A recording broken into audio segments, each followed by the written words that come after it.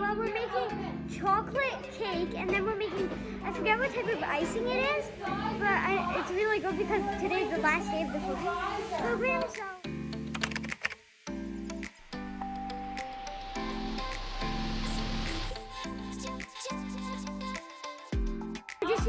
We're using a type of flour that's edible to be the topping on top of the cake.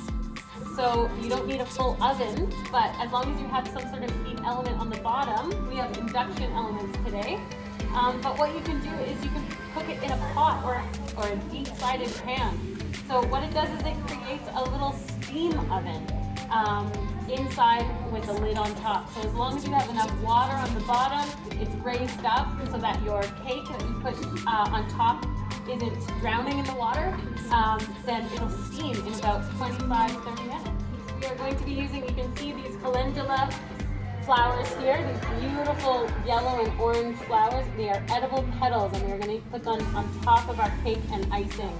Our icing is made of squash and cinnamon and other Halloween spices.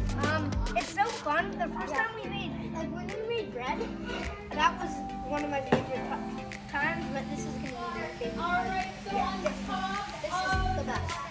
Well, the cooking program is really fun, and I like the food we made.